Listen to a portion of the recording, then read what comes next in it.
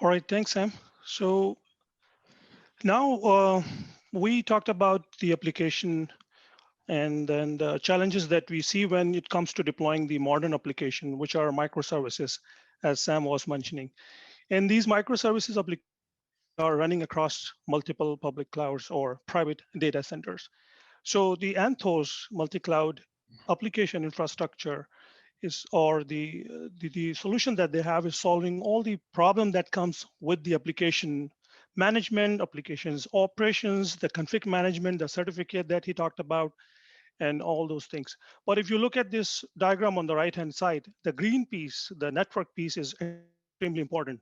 This is exactly what Sam also mentioned, that you need a robust enterprise grade advanced network solution to run those applications across multiple clouds or could be in one single cloud. And this is exactly what Aviatrix is solving.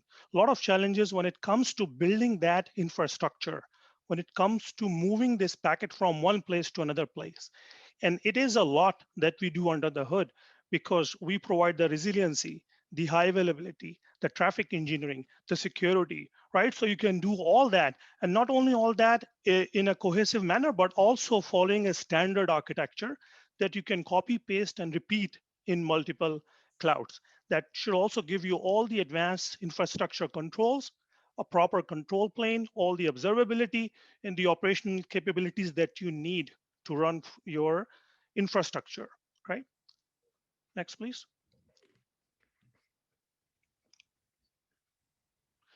So this is a reference architecture that we have that will enable this end-to-end application stack, including the infrastructure in there, right? So like I said, the Istio or the Anthos is solving your application level multi-cloud needs, but the underlying infrastructure, the networking and security is provided by Aviatrix, and that actually completes this picture.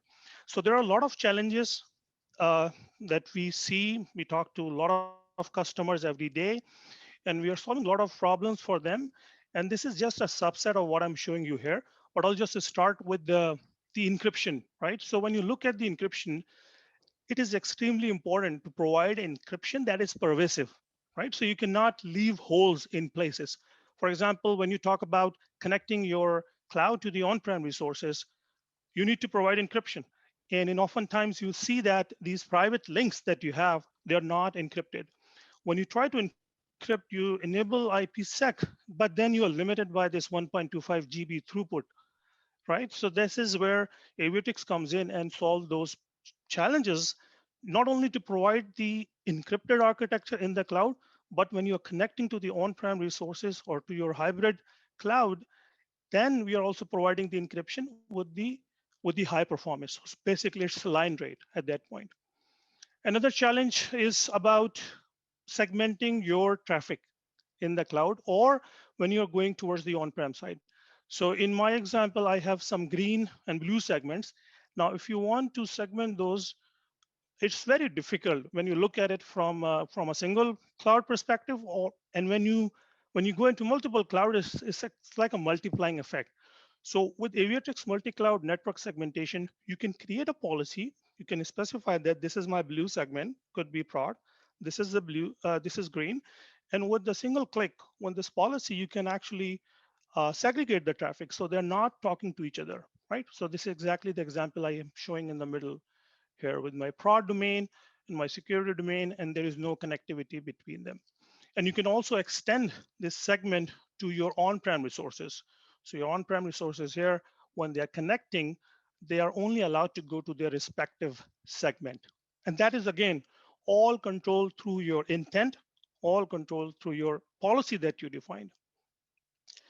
These microservices, we know when they are deployed, when they're configured, they need to connect to the external entities, to the API gateway, to your GitHub, to other SaaS type services.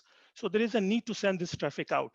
Now, if you follow the legacy approach of creating the source IP or destination IP port based rules, you're not going to get the security that you need. You will not be able to actually follow the compliance model that your organization has.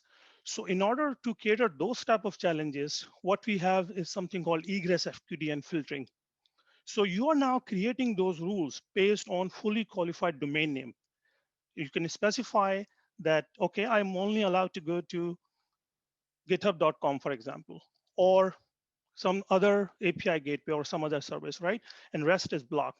So you're now creating this zero trust model for the traffic that is going out from these containers towards the public internet sites. For the PCI compliance, for the HIPAA compliance, or for other for the other security requirement or for the compliance requirement, you need to create or have this next generation firewall as a service in your traffic flow. So for that, we have a solution called VNet, which allows you to service chain or chain a service into your traffic flow with a policy-based approach. So you can simply create a policy saying, this is my prod network. I need to make sure when it is talking to dev, it has to go through this next generation firewall. And that's the solution we have. We also allow you to bring your own IP addresses. A lot of time you're communicating or talking to partners. You have situations like mergers or acquisitions where you cannot control the other side of the subnet or the IP address.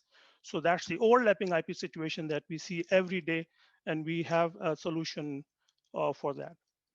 The remote users could be coming in from their laptop. A lot of time they're working from home, especially during COVID-19. They need to have access to their respective application. So we have a SAML-based user VPN solution that allows them to securely connect into the cloud resources. And not only that, we also provide you access to the ID provider. So you can integrate this solution with the Okta or Duo and provide additional security posture for the users that are connecting into the cloud. And everything that you see here in this reference architecture is working very well with all the native capabilities that GCP provides. For example, the shared VPC constructs or the GCP cloud functions, serverless techniques that you want. You can now have this reference architecture not only applicable into GCP, but you can also connect to other services in other clouds or on-prem resources. Okay, so Rod, I think I'm gonna stop here and hand it over to you for the next section. Okay, great. Thank you, Shazad.